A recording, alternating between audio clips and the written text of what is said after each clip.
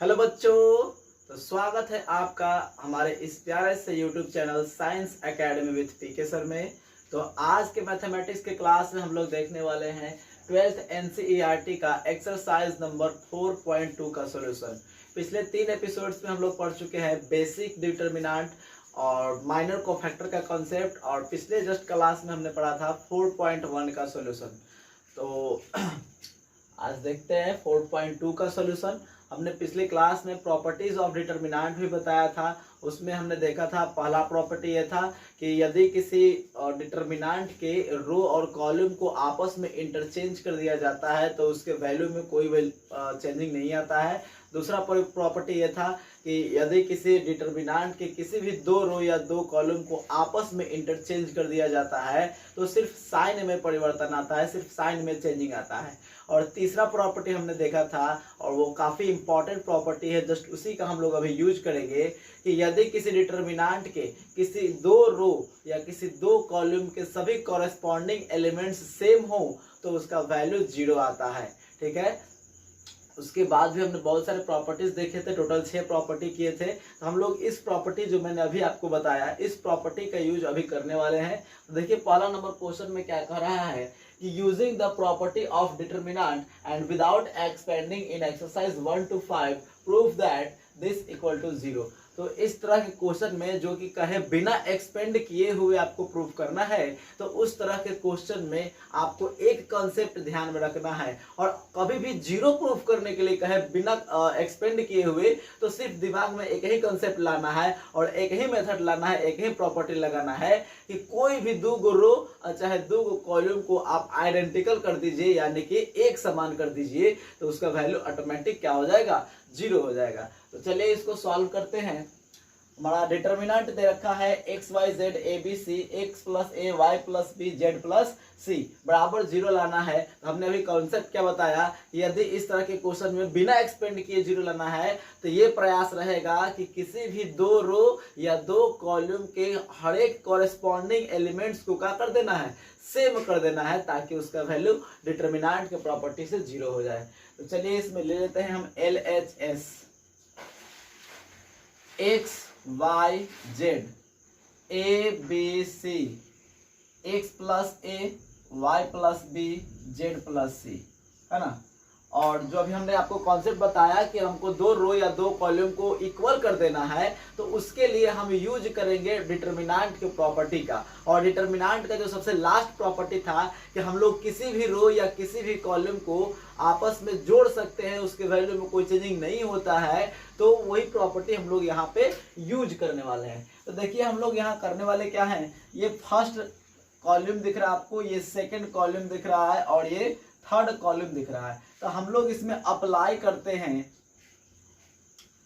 Applying C1, यानी कि first column में अप्लाई करेंगे।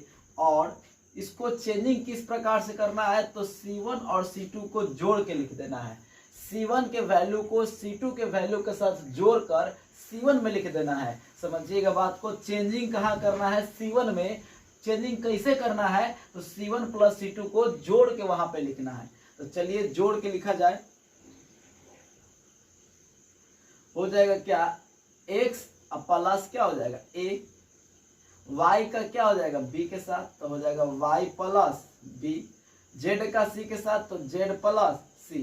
चेंजिंग सिर्फ C1 में हुआ है, तो बाकी जैसे है वैसे नोट कर लेंगे a b c। देखिए सिर्फ C1 में बदलाव आ गया, बाकी सेम रह गया, x plus a y plus b z plus c।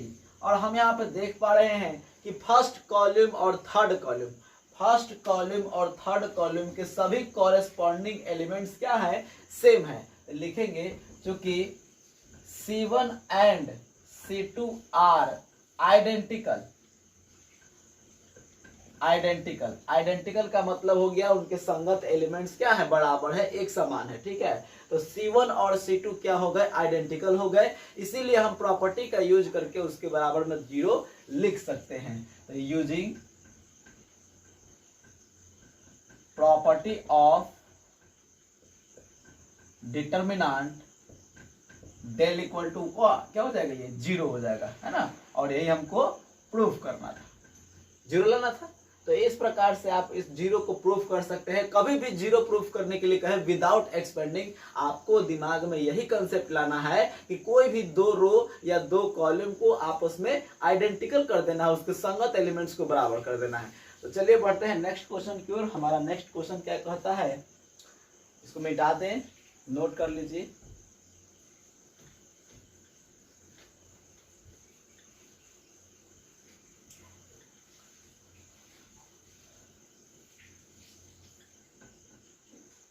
Question number 2 में बोल रहा है, ध्यान देंगे, अपना बुक आप निकाल सकते हैं, मैं क्वेश्चन भी लिख देता हूँ। a minus B, B minus C, C minus A, B minus C, C minus A minus B, और C minus A minus B minus C, इतना बराबर जीरो लाना है। ठीक, चलिए अब इसमें क्या करें, तो एक काम करते हैं,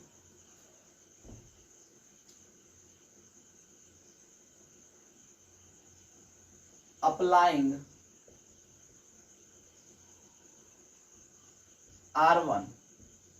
R1 plus R2 plus R3। ठीक, R1 में हम लोग बदलाव कर रहे हैं, R1 में बदलाव करना है कैसे, तो तीनों रो को क्या कर देना है, जोड़ के लिख देना है। तो ये प्लस ये प्लस ये, देखिए ये तीनों को अगर हम जोड़ें तो minus B plus B cancel, minus C plus C cancel, plus A minus A cancel, तो क्या बचा, जीरो बचा। तो चलिए इसको लिखिएगा तो ऊपर हो जाएगा जीरो, यहाँ भी देखिए minus C plus C cancel, minus A minus plus A cancel, plus B minus B cancel, zero. Same A cancel, B से बी कैंसिल, सी से सी कैंसिल, ये भी हो जाएगा जीरो। तो ये हो जाएगा B minus C, C minus A minus B, ये हो जाएगा सी minus A minus B minus C.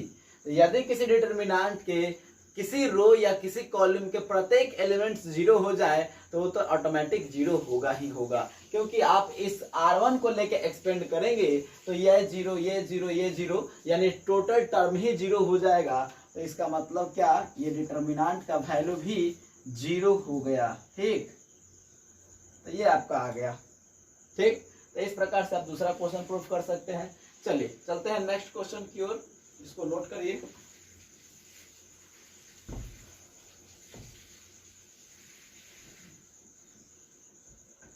Next question क्या दिया हुआ है, 2 3 5 अंक वाला है, ध्यान देंगे।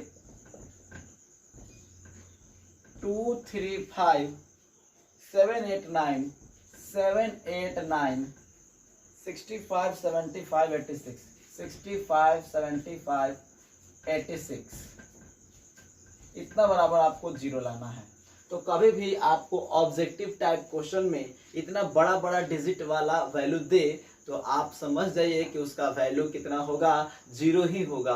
अगर ऑब्जेक्टिव टाइप क्वेश्चन में इतना बड़ा बड़ा मान देके आपसे इसका मान पूछे और ऑप्शन में जीरो हो तो समझ जाइए कि उसका आंसर जीरो ही होगा। चलिए बढ़ते हैं, इसको बनाते हैं। तो इसमें हमने अप्लाई करेंगे, ऐसा अप्लाई करें जिससे कि वो दो रो या कोई भी दो कॉलम आपस में आइडेंटिकल हो जाए। तो देखिए अप्लाई क्या करेंगे, अप्लाइंग 97 63 2 65, एक मिनट माइक निकल गया, मैं डाल देता हूँ। चलिए इसमें अप्लाई हम लोग करेंगे, सॉरी C2 में अप्लाई करेंगे, यानी C2 में चेंज करेंगे और 9C2 प्लस C1 करेंगे, 9C2 प्लस C1 करेंगे। देखिए इसमें 9 से गुना करके आप इसको जोड़ दीजिए, इसमें 9 से गुना करिए और इसको क्या कर दीजिए, जोड़ दीजिए। तो देखिए तो 9 सते 63 और 63 हद्दू क्या हो जाएगा 65, 9 8 72 और 3 क्या हो जाएगा 75 और 9 9 81 और 5 क्या हो जाएगा 86। क्लियर हो रहा है? तो इसको अप्लाई करेंगे यहाँ पे, ये तो सेम टू सेम रह जाएगा 2 3 5 और ये हमने देखा 9 सते 63 हद्दू कितना हो गया 65, तो ये हो जाएगा 65। 9 में गुना करें 9 8 72 और 3 को जोड़ दीजिए 75, 9 9 81 5 को जोड़ दीजिए 86, बाकी रह गया 65 75 86। क्या आपको दो को आइडेंटिकल दिखा?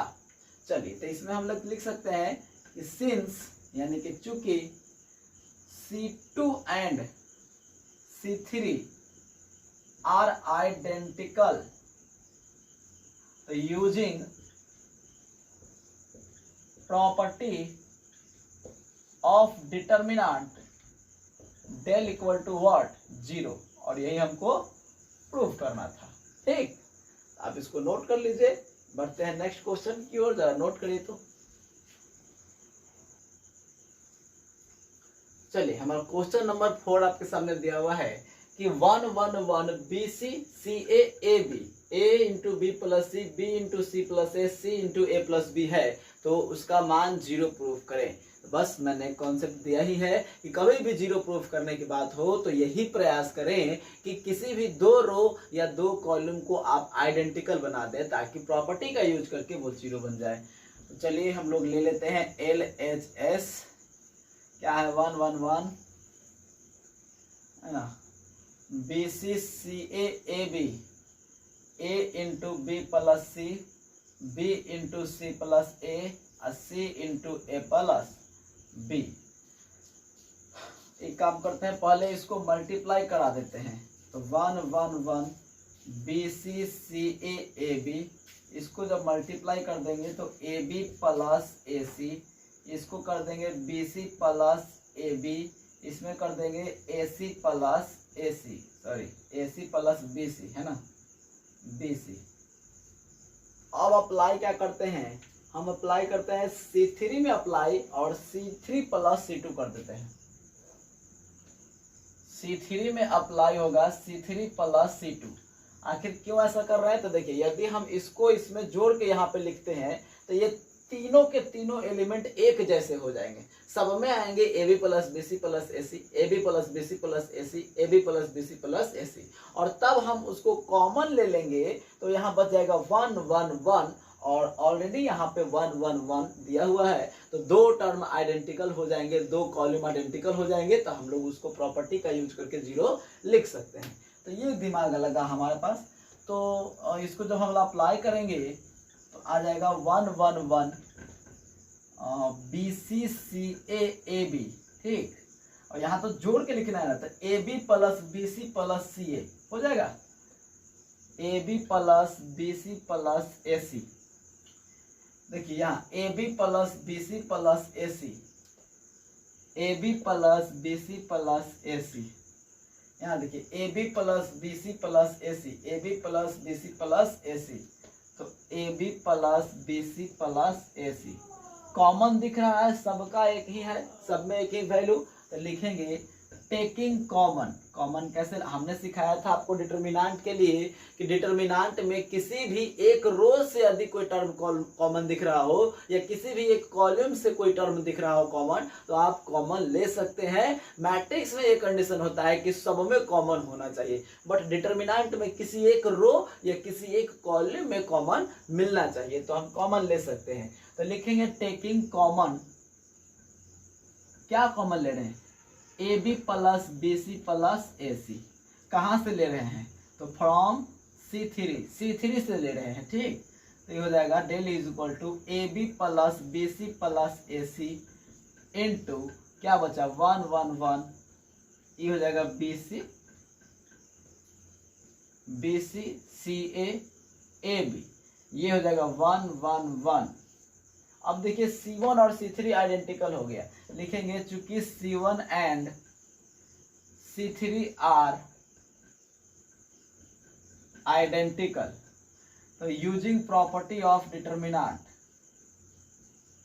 Using property of determinant del is equal to AB plus BC plus AC, और इतना का सॉल्यूशन 0, और इसमें टर्म में गुना करेंगे तो ये पूरा हो जाएगा क्या 0, तो डेल इज इक्वल टू आ गया 0, और यही हमको प्रूफ करना था, ठीक। चलिए, ये क्वेश्चन नंबर 4 कंप्लीट हो गया। चलते हैं क्वेश्चन नंबर 5 की ओर। मिटा दें, पहले एक बार स्क्रीन ले लीजिए, स्क्रीनशॉट। चलिए मिटाते हैं।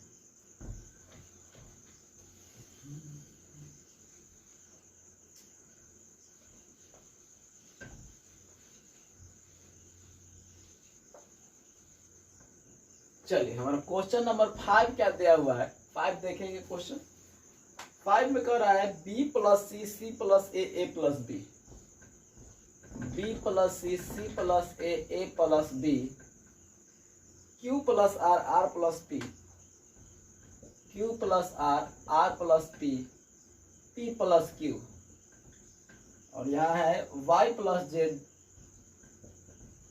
Z plus X, X plus Y. ठीक, लाना क्या है 2 into A B C P Q R X Y Z. ठीक, चलिए हमको ये LHS से लेके RHS लाना है। यहाँ ध्यान देंगे हमको जीरो नहीं लाना है, तो जीरो नहीं लाना है तो वो प्रयास नहीं रहेगा हमारा कि दो को जीरो कर दें, दो को आइडेंटिकल कर दें, सॉरी। चलिए तो यहाँ पे क्या करेंगे, LHS ले लेंगे। LHS में क्या है b plus C, b plus C C plus A plus B, R plus Q plus R plus P plus Q, ये जगह y plus Z, Z plus X plus Y. अब चूंकि बाहर 2 लाना है, हम लोग कभी भी ऐसा कंडीशन आए, बात को समझिएगा, कभी भी ऐसा कंडीशन आए कि तीनों आपको एक ही जैसा देखने के लिए मिले, एक ही सीरीज में देखने के लिए मिले, तो इस कंडीशन में आप R1 में R1 plus R2 plus R3 तीनों जोड़ के लिख दीजिए, तो सब में दो गो आ जाएगा। ध्यान दीजिए, यदि तीनों को जोड़ेंगे तो C और C 2C, A और A 2A और B और B 2B, यानी 2A plus 2B plus 2C आ जाएगा। तो 2 कॉमन ले सकते हैं, तो कुछ ऐसा हमको आ जाएगा। और पहले तो लिख देते हैं हम अप्लाइंग, क्या अप्लाई कर रहे हैं, applying R1 plus R2 plus R3। ये डिटर्मिनेंट एक ऐसा चैप्टर है कि आपको बार बार प्रैक्टिस करना ही होगा। जितना ज़्यादा प्रैक्टिस कीजिएगा उतना ही ज़्यादा क्वेश्चन पे कमांड होगा। तो देखिए अप्लाई कर दिए, तो डेल इज इक्वल टू क्या मिलेगा, इस सबको जोड़ के ऊपर लिखना है। तो हम लोग क्या देखे 2a प्लस बी प्लस सी, सब कुछ दो का था तो 2 कॉमन ले लिए। यहाँ भी कुछ वैसा ही होने वाला है, 2 गो r 2 गो p और 2 गो q, तो हम 2 कॉमन ले लिए तो हो जाएगा p plus q plus r। Same condition 2 common तो x plus y plus z। ठीक, अब देखिए c प्लस a है, a प्लस b है, यहाँ r प्लस p है और p प्लस q, यहाँ z plus x plus y। नीचे वाला सेम रह गया बिकॉज हमने चेंजिंग कहाँ किया था, R1 में किया था। ठीक, अब समझिए पहला रो में अगर आप देखें तो पहला रो में आपको 2 कॉमन दिख रहा होगा, 2 सभी में है, सभी में 2 है, तो 2 हम कॉमन ले सकते हैं इस डिटरमिनेंट से, और हमको 2 बाहर निकालना भी है। तो चलिए लिखते हैं टेकिंग कॉमन 2 कहां से, फ्रॉम R1 से 2 कॉमन लेने पर। तो यहां लिखते हैं हम 2 अगर कॉमन ले लिए तो बचा क्या, a plus B plus C, a plus B plus C, p plus Q plus r और x plus y plus z। ठीक, c plus a plus b, c plus a plus b, r plus p plus q, r plus p plus q, y plus z, sorry z plus x plus y, z plus x plus y।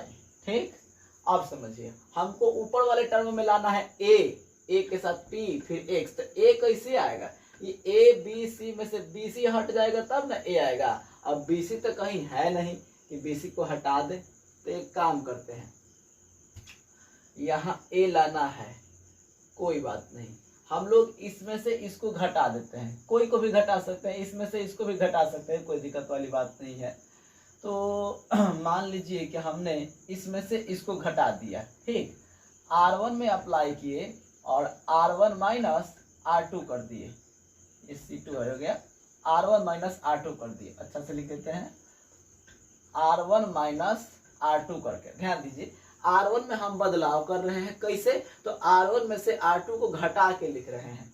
तो del is equal to हो जाएगा 2 determinant of, यदि इसको इसमें घटा दिए, इसको से ये घटा दिए तो बताइए ना, ए और बी कट गया तो क्या बच गया, सी, तो ऊपर बच गया सी। इसी तरह से इसको इसमें घटाना तो पी और क्यू कट गया तो क्या बच गया, R R. X plus Y cut गया तो क्या बच गया यहाँ पे, जेड। कोई दिक्कत? अब यहाँ जो है नीचे लिख देते हैं C plus A plus B, R plus P plus Q, Z plus X plus Y. इतना बचा। आप समझिए। अब आइए दूसरे लाइन को ऑपरेशन करते हैं। तो दूसरे लाइन में से यदि पहले लाइन को घटा देंगे, यदि R2 में से R1 को घटा देंगे तो बात को समझिएगा, C और C कट जाएगा तो क्या बचेगा, A, R कट जाएगा तो P, Z कट जाएगा तो X। तो चलिए इसको काट देते हैं। तो R2 में अप्लाई करेंगे, R2 माइनस R1 करके लिखेंगे। तो del is equal to 2 into, ऊपर वाला लाइन तो सेम रहेगा CRZ, ठीक। आप समझिए, इसको में से इसको घटा देना है, तो एकरा में से एकरा घटाइएगा तो ए बचेगा ना, इसमें से ई घटाई दीजिएगा तो पी बचेगा, और इसमें से इसको घटा दीजिएगा तो एक्स बचेगा। अंत में क्या बच गया, A plus B, P plus Q, X plus Y, ठीक। आप समझिएगा, यदि R3 में से हम R2 को घटा दे, देखिए R1 को घटाएंगे तो कोई फर्क नहीं पड़ेगा क्योंकि इसमें C है नहीं, इसमें C है, हमको A को काट देना है। तो इसमें से इसको घटाइएगा तो A कट जाएगा, इसमें से इसको घटाइएगा तो P कट जाएगा, इसमें से इसको घटाइएगा तो X कट जाएगा। हमको अकेला अकेला सिंगल एलिमेंट लाना है ना। तो हम एक काम करते हैं, इधर मिटाते हैं, आप एक बार नोट कर लीजिए, स्क्रीनशॉट भी ले सकते हैं। चलिए, बस 2 लाइन में आ जाएगा। क्या अप्लाई कर रहे हैं हम लोग, तो C3 में से C2 को घटा रहे, सॉरी R3 में से R2 को घटा रहे, तो R3 में अप्लाई हो रहा है और R3 में से R2 को घटा के वहां लिखना है। तो del is equal to 2 into, समझिएगा, CRZ रहेगा, CRZ, दूसरा लाइन APX रहेगा, APX। अब इसमें से इसको घटाइए ना, A कट गया था, क्या बच गया, B, P कट गया था, क्या बचा, Q, और X कट गया तो क्या बच गया, Y। इतना बात आ गया। अब समझिएगा, कुछ इस तरह से आ गया है, लेकिन कंफर्म अभी पूरी तरह से मेल नहीं खाया है। देखिए ऊपर वाले लाइन में APX है, बीच वाले में क्या है, BQY है, और C वाले में सब इधर उधर अलट पलट गया है। तो एक काम करते हैं, हमको पहला लाइन में किसको लाना है, आप बताइए, APX को लाना है। APX कहाँ दिख रहा है आपको, यहाँ दिख रहा है। तो हमने एक प्रॉपर्टी बताया था, प्रॉपर्टी नंबर 2 में, कि यदि किसी डिटर्मिनेंट के कोई 2 रो या 2 कॉलम को आपस में बदला बदली कर देते हैं तो सिर्फ साइन में परिवर्तन आता है। तो यहाँ पर ध्यान देंगे, लिखेंगे R2 इंटरचेंज विथ क्या, R1, R2 interchange with R1, यानी R2 का इंटरचेंज किया जा रहा है R1 से। R2 के जगह पर R1 का मान लिखेंगे, R1 के जगह पर R2 का मान लिखेंगे।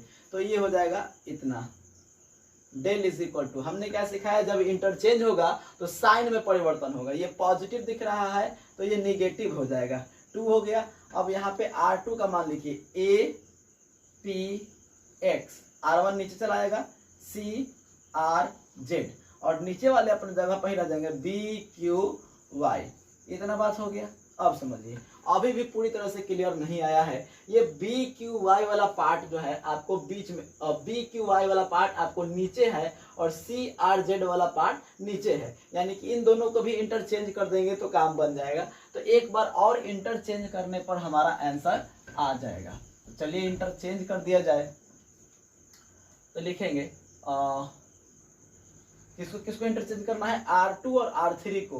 तो R2 इंटरचेंज विथ R3, तो डेल इज इक्वल टू क्या बन जाएगा, देखिए, और ये माइनस तो आ गया है। हमने क्या बताया, जब भी इंटरचेंज होगा तो प्रॉपर्टी से साइन का मान चेंज हो जाएगा, यानी साइन चेंज हो जाएगा। देखिए पॉजिटिव था तो निगेटिव हो गया, और अब निगेटिव है तो वापस से क्या हो जाएगा, पॉजिटिव हो जाएगा। तो ये हो गया यहाँ पे 2, ठीक। और APX नीचे, सबसे नीचे वाला लाइन आ जाएगा, बीच वाले में BQY, और इस लाइन चला जाएगा नीचे CRZ। और देखिए अब आ चुका होगा हमारा RHS, और यही हमको प्रूव करना था, ठीक। चलिए, ये आपको क्वेश्चन नंबर 5 का प्रूवमेंट हो गया। आप इसको नोट कर लीजिए। हम लोग चलते हैं क्वेश्चन नंबर 6 की ओर।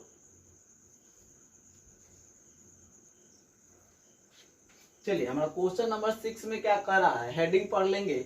Using properties of determinant in exercise 6 to 14 so that this equal to 0। कह रहा है कि 6 से लेकर 14 तक वाले प्रश्न में क्या करना है, प्रॉपर्टी का यूज करके आपको LHS to RHS प्रूव करना है। तो यहाँ पीछे ध्यान दीजिएगा, हम लोग पिछले क्वेश्चन में देखे थे तो उसमें हेडिंग था आपको विदाउट एक्सपेंडिंग, ठीक है, विदाउट एक्सपेंडिंग करना था, यानी कि एक्सपेंड नहीं करना था। और इसमें आपको सिर्फ प्रॉपर्टी का यूज करने के लिए कह रहा है, ऐसा नहीं है कि आप एक्सपेंड नहीं कर सकते। तो जो क्वेश्चन आपको प्रॉपर्टी मतलब प्रॉपरली डायरेक्ट जीरो नहीं आ पा रहा है तो आप उसको एक्सपेंड भी कर सकते हैं, एक्सपेंड करके भी जीरो ला सकते हैं। तो चलिए ये क्वेश्चन हम लोग कुछ ऐसे ही बनाएंगे। देखिए इसका सॉल्यूशन LHS कर लेते हैं। ओके, LHS में है del is equal to what, 0 minus A0C and minus B minus C 0। Okay, चलिए इसको हम लोग एक्सपेंड करते हैं, किसी के अलोंग एक्सपेंड कर सकते हैं। तो लिखेंगे बाय एक्सपेंडिंग along R1। मैंने थर्ड रो थर्ड कॉलम यानी कि थर्ड ऑर्डर का डिटर्मिनेंट सॉल्व करना सिखाया था आपको सबसे फर्स्ट क्लास में। चलिए इसमें हम लोग सॉल्व करते हैं। जीरो तो लेना नहीं है क्योंकि इसके इंटू में जो भी टर्म आएंगे वो जीरो हो जाएंगे। चलिए हम लोग साइन नोटेशन पढ़े थे, प्लस माइनस प्लस, याद है, प्लस माइनस प्लस। तो हम लोग यहाँ तो देख लीजिए तो लेना ही नहीं है, ये प्लस वाला हो गया, तो अगला वाला माइनस वाला होने वाला है ना। तो ये हो जाएगा माइनस A डिटर्मिनेंट ऑफ, आमने सामने के एलिमेंट को डिलीट कर दीजिए, आमने सामने के एलिमेंट को डिलीट कर दिए, क्या बचा, माइनस ए बी और माइनस C 0। ओके है ना। चलिए अगला है ये, देखिए माइनस में B है और हमारा साइन नोटेशन में प्लस लेना है, तो प्लस और माइनस मिलके क्या बन जाएगा, माइनस B। ठीक, अब सुनिए, आपने सामने के एलिमेंट को डिलीट कर दिए तो क्या बच गया, माइनस A B 0 C हो गया। हल कर लीजिए, सिंपल, माइनस A गुना करेंगे 0, अब माइनस माइनस प्लस हो गया BC। ठीक, माइनस B इसमें गुना करेंगे माइनस AC या माइनस 0। हल कर लीजिए तो हो जाएगा माइनस ABC। ठीक, और माइनस, देखिए माइनस माइनस क्या हो गया, प्लस, ये भी ABC, तो प्लस ABC क्या हो गया, कैंसिल होकर 0, तो डेल इक्वल टू क्या मिल गया, 0। और यही हमको प्रूफ करना था। ठीक, चलिए आप ऊपर भी लिख सकते थे, सुन लेंगे तो समझ में आ जाएगा। चलिए नेक्स्ट क्वेश्चन की ओर चलते हैं। हमारा नेक्स्ट क्वेश्चन है क्वेश्चन नंबर 7। मैं इसको मिटा रहा हूं, नोट कर लीजिए आप। बस डिटर्मिनेंट में आपको प्रैक्टिस की जरूरत है, आपको एलिमेंट्री ट्रांसफॉर्मेशन का अप्लाई करने आना चाहिए, तो आप ये जरूर बना सकते हैं। आपको उस पर कमांड होना चाहिए कि एलिमेंट्री ट्रांसफॉर्मेशन का जो रूल है वो कैसे लगाते हैं, कैसे अप्लाई करते हैं, इसमें मेन रोल इसी का है। चलिए क्वेश्चन नंबर 7 चलते हैं। 7 में क्या कर रहा है, और determinant of A square BACA यही ना, AB B square CB, AB B square और माइनस में है CB। ठीक, और यह AC BC C square, AC BC minus में C स्क्वायर। ठीक, चलिए अब ध्यान देंगे, इसको लाना है 4A square B square C square. ये भी अच्छा क्वेश्चन है और 5 मार्क्स का क्वेश्चन ऐसे पूछे ही जाते हैं इस टाइप के। तो चलिए हम लोग इसमें LHS ले लेते हैं। LHS में क्या है, del is equal to minus A square BC CA and AB minus B square CB AC BC minus C square. Clear. चलिए ध्यान दीजिए, या आपको कुछ इसमें दिख रहा है, आप R1 में देखिए, फर्स्ट रो में देखिए, आपको तीनों में A दिख रहा है, कॉमन हो सकता है ना A। चलिए R2 में भी देखिए, सब में B दिख रहा है तो B कॉमन ले सकते हैं, और R3 में C दिख रहा है तो C कॉमन ले सकते हैं। I mean A B C तीनों कॉमन हो जाएगा अलग अलग जगह से। और मैंने आपको बताया है कॉन्सेप्ट में कि यदि अलग अलग रो या कॉलम से आप कोई अलग अलग एलिमेंट कॉमन लेते हैं तो उन सभी को बाहर, डिटर्मिनेंट के बाहर मल्टीप्लिकेशन यानी मल्टीप्लाई, गुना में लिखा जाता है। तो चलिए यहाँ पे हम लोग लिख देते हैं, taking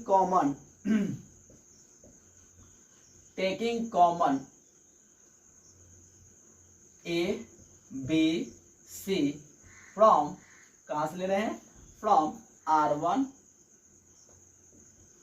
R2 and R3 respectively. Respectively का मतलब होता है क्रमानुसार, यानी कि ए क्रमशः ए से, बी क्रमशः ए क्रमशः R1 से, बी क्रमशः R2 से और सी R3 से कॉमन लिया गया है। तो देखिए del is equal to A B C, तीनों कॉमन हो चुका है, तो बाहर हम लोग ने इसको इंटू में लिख दिया। अंदर क्या बच गया, ध्यान दीजिएगा, minus A B C, B common ले चुके हैं तो C minus B and C, ठीक है। सी कॉमन ले चुके हैं तो A B minus C, clear है। अब आप देख पा रहे होंगे यहाँ पे हमने कुछ गलत तो नहीं लिखा, बी सी है क्या या ऐसी है, चेक कर लूं। बी ए था यहाँ पे, सॉरी यहाँ बी ए था, आप क्वेश्चन देख सकते हैं, बी ए था यहाँ पे, तो यहाँ पे कॉमन लेने के बाद ए बच गया होगा, ठीक। अब एक चीज और आप देख पा रहे होंगे, पहला कॉलम, दूसरा कॉलम और तीसरा कॉलम सेम दिख रहा है आपको, कॉमन दिख रहा है, तो फिर से कॉमन ले सकते हैं हम, लिखेंगे अगेन टेकिंग कॉमन, ये तो कॉमन लेके ही बन जाएगा, टेकिंग कॉमन कहता है ए बी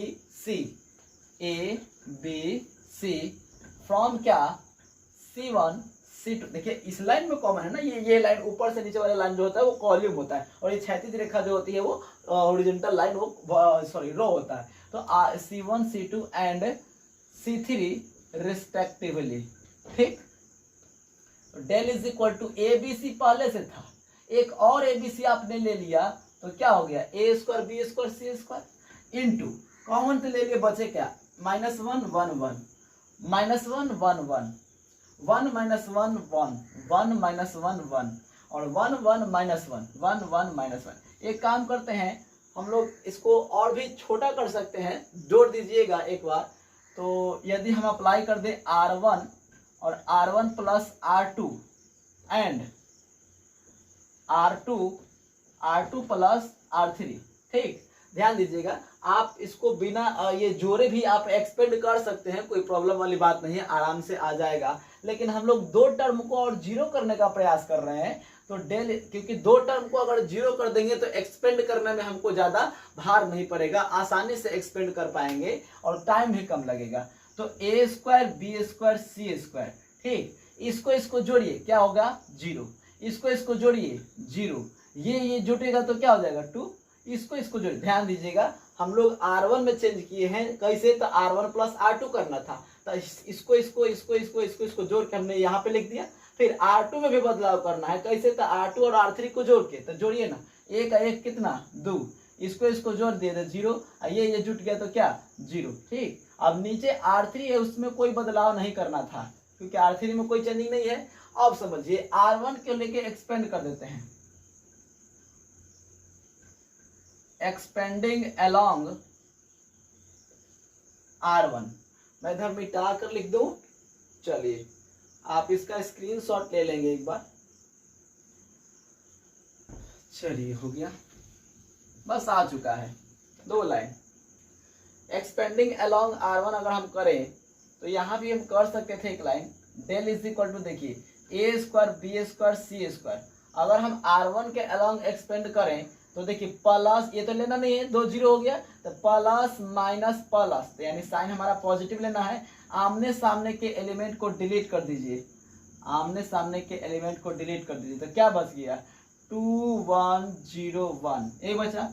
अब समझिए, तो डेल इज इक्वल टू क्या मिल गया, ए square B square C square, इसको तिरछे मल्टीप्लाई कर दीजिए ना, तो 2 और माइनस में 0, एक बाहर 2 पहले से था, ध्यान देंगे, एक 2 बाहर पहले से था, है ना, 2 बाहर। अब बताइए कि 2 गुना होकर क्या बन जाएगा 4, ए square B square C square, और यही शायद हमको प्रूफ भी करना था, तो ये हैंस प्रूव्ड, ठीक। चलिए आप इसको नोट कर लीजिए, हम लोग अपने नेक्स्ट क्वेश्चन को देखेंगे, क्वेश्चन नंबर 8, मिटाऊं मैं, चलिए इस टाइप के क्वेश्चन को आप बार बार प्रैक्टिस करें ताकि आपका डिटरमिनेंट पे कमांड बन जाए। चलिए आज हम लोग एक लास्ट क्वेश्चन को डील करने जा रहे हैं। आज के लिए इतना रहने देंगे। 8 नंबर देखिए, 8 के लिए फर्स्ट है, 2 क्वेश्चन है इसमें। एक क्वेश्चन मैं आपके लिए छोड़ दूंगा। और क्या दे रखा है, प्रूफ करना है आपको 1 1 1 ABC और A² B² C²। देखिए काफी पॉपुलर क्वेश्चन है ये, और ये ऑब्जेक्टिव सब्जेक्टिव 2 मार्क्स में भी पूछा जाता है। तीनों टाइप में ये पूछा जा सकता है। ठीक, ये क्वेश्चन तीनों टाइप में पूछा जा सकता है, ऑब्जेक्टिव में भी पूछा हुआ है। तो हमें आई सजेस्ट कि आप इसके आंसर को भी याद कर लेंगे कि 1 1 1 A² ABC A² B² C² रहे थे। Answer A - B B - C C - A होगा। इसी को चेंज करके बोलता है 1 1 1 XYZ X² Y² Z²। Answer will be same X - Y Y - Z Z - X।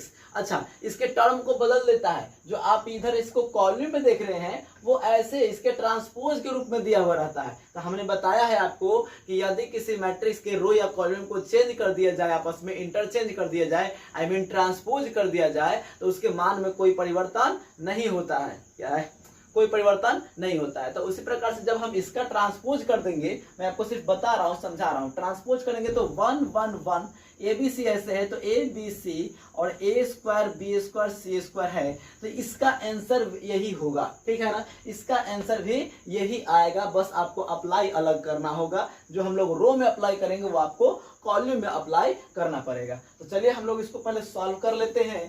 ठीक, मैं आपको सजेस्ट कर रहा हूँ, ये आपको आंसर याद कर लेना है। ठीक, चलिए लिखेंगे LHS क्या है, 1 1 1 ABC A² B² C²। आपको अप्लाई करना है। हमको ऐसे क्वेश्चन में ध्यान दीजिएगा, कॉन्सेप्ट दे रहा हूं, यदि कहीं 1 1 1 दिखे किसी भी रो या किसी भी कॉलम में, आपको तीनों टर्म, एक ही रो या एक ही कॉलम के तीनों टर्म 1 1 1 मिल जाए या सेम मिल जाए, तो आप प्रयास करेंगे कि उसमें से कोई 2 एलिमेंट्स को क्या कर दें, 0 कर दें। प्रयास यही रहना है कि कोई 2 एलिमेंट को हम क्या कर दें, 0 कर दें। और वो 0 करना काफी आसान होगा, क्योंकि आप देखो ना, A में से 1 में से 1 को घटा देंगे तो 0 होगा, 1 में से 1 को दोबारा घटा देंगे तो 0 होगा। तो इस लाइन को इस लाइन से घटाकर इस लाइन में लिखना है, और R2 को R3 से घटा के R2 में लिखना है। अभी हमने पीछे अप्लाई भी किया था, तो देखिए R1 में अप्लाई करेंगे R1 - R2 एंड R2 में अप्लाई करेंगे R2 - R3। तो यहाँ पे लिख दीजिए, इसमें से इसको घटा के लिखेंगे तो 1 में से 1 गया 0, एकरा में से एकरा घटाइए A - B, इसमें से इसको घटाइए तो A² - B²। क्लियर हो गया, कोई दिक्कत नहीं है। इसमें से इसको घटा के यहाँ लिखना है, तो बताइए ना क्या होगा, 0। इसमें से इसको घटा के लिखिए तो B - C, इसमें से इसको घटा के लिखिए B² - C²। R3 में कोई बदलाव नहीं आ रहा है, कहीं लिखल है क्या R3, सिर्फ R1 और R2 लिखा हुआ है। तो R3 है C1C और C²। यहाँ तक में कोई परेशानी नहीं। अब देखिए एक लाइन और यहाँ हम तोड़ेंगे, 0 0 1 A - B B - C C - A। सबको को पता है कि A² - B² क्या होता है, आईएससी में पढ़ रहे हैं भाई। A² - B² बराबर A - B into A + B, इसका हो जाएगा B - C into B + C, और ये तो C² 10 का 10 रह गया। यहाँ तक में कोई परेशानी है नहीं है। चलिए यहाँ ध्यान दीजिएगा, R1 में आप देखिए, R1 में A - B यहाँ भी है, A - B यहाँ भी है, A - B यहाँ भी है, यहाँ भी है, और 0 तो एक यूनिवर्सल होता है ना, यूनिवर्सल, उसमें सारा चीज समाया हुआ है। 0 के अंदर आप जो डिजिट खोजिएगा वो डिजिट मिल जाएगा कॉमन के लिए। तो 0 के लिए सोचना नहीं, इसमें सब कुछ है। यानी A - B यहाँ भी है, यहाँ भी है, यहाँ भी है, ले सकते हैं कॉमन। दूसरे लाइन में देखिए B - C यहाँ, यहाँ और यहाँ भी है, तो तीनों दूसरे लाइन में भी कॉमन दिख रहा है। तो हम लोग यहाँ पे लिख सकते हैं टेकिंग कॉमन, क्या कॉमन है, A - B and B - C। कहां से लिए कॉमन, तो from R1 and R2, R1 और R2 से कॉमन लिए हैं। तो ध्यान दीजिएगा, R1 से A - B कॉमन लिए हैं, तो लिख दीजिए A - B। एक इंटू में B - C भी कॉमन था, तो लिख दिए ये भी। बचा क्या वो लिखिए, तो 0 0 1 तो नीचे था ही, यहाँ से कॉमन, यहाँ से कॉमन, सिर्फ नीचे वाला बचेगा, ये बचेगा 1 1 और सी माइनस ए। क्लियर है ना। यहाँ देखिए ए माइनस बी कॉमन हो गया था, ए प्लस बी बचा हुआ है, यहाँ बी प्लस सी बचा हुआ है और यहाँ सी स्क्वायर बचा हुआ है। हमने यहाँ गलत लिख दिया था ना, सी ही था ना, सिर्फ ये सी था। चलिए ये सी हो जाएगा सिर्फ। अब आइए हम देख पा रहे हैं कि अब कुछ इस तरह से आ गया है, तो अब इसको एक्सपेंड करने में ही भलाई है। तो लिखेंगे बाय एक्सपेंडिंग, बाय एक्सपेंडिंग। कहाँ 2 गो जीरो आया है वो देखिए, कहाँ 2 गो जीरो है, पहला कॉलम में आया है तो वही लेके एक्सपेंड करेंगे, क्योंकि हम लोग जो सुविधा के लिए ये काम किए हैं वो सुविधा का यूज करेंगे ना जी। तो बाय एक्सपेंडिंग अलोंग क्या, C1 के अलोंग एक्सपेंड करेंगे, ताकि हमको एक ही एलिमेंट लेके एक्सपेंड करना हो। देखिए ए प्लस माइनस प्लस, तो ये प्लस वाला कंडीशन है। आइए ए माइनस बी माइनस सी 1 को लेके एक्सपेंड कर रहे हैं, तो आमने सामने का एलिमेंट को हटा दीजिए, आमने सामने के एलिमेंट को हटा दिए, क्या बचा 1 1, ए प्लस बी और बी प्लस सी, यही बचा।